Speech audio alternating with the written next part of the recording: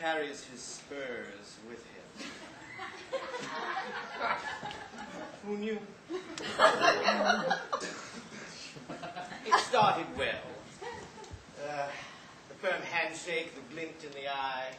Of course, the glint was a little too glinty, and the handshake a little too firm, as if it were trying to prove something. But this can be just the opening the homosexualist needs.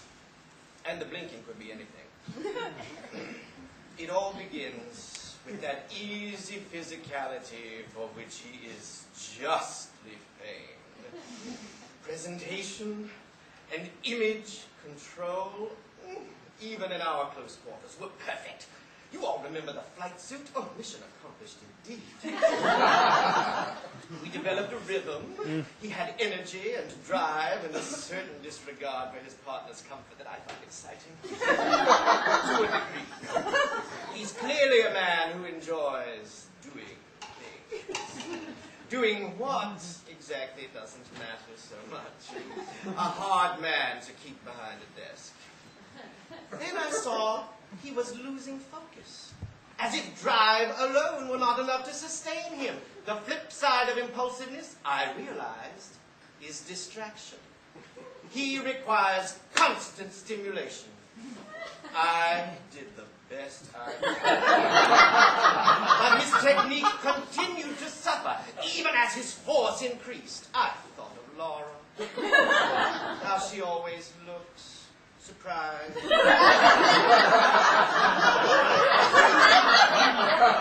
yet hopeful. And yet surprised. As if something good is going to happen very soon, but is it happening right now?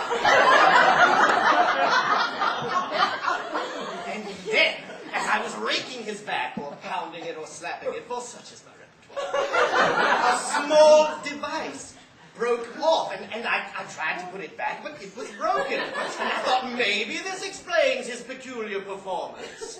That blinking had reached almost strobe-like intensity.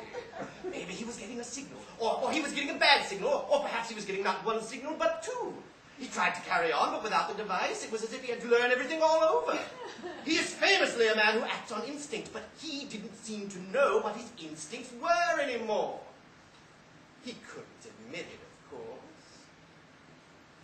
I think he wanted to. So he disengaged. Said he was through, he'd had a great time, and I clearly had too, and did I want to clean up. I told him I haven't finished. And he said, yes, I have. And I said, no, I haven't. I'm still quite eager, as I was at the time. Look at me. And he did. And told me, yes, I had. Judging from the evidence, this was contrary to fact. But then his running mate came in, an older bald man with a peculiar expression. And I had finished. And there was this series of news commentators who all sounded like they were from the same channel. And they all said that the vice president had spoken quite convincingly when he said he was quoting me as having said I had finished, when in fact I had spoken of my intent to finish rather than the fact that I had finished, which of course was not a fact at all, as I tried to explain, but then they declared me an enemy sexual combatant, and the next thing I knew I was on a plane to Cuba, where I tried to enlist the help of some very attractive kids. And I realized they were all on the wrong side of this terrible fence, and there were more of them every minute, and they were very attractive. I realized the mess on the fence was not so fine, and I was making ever so many dear friends, but then the Americans grew irritated and bundled me back here. This all happened very quickly. I'm bushed.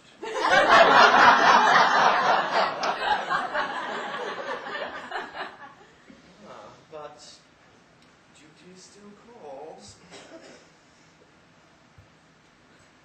Nice chin. And a lot of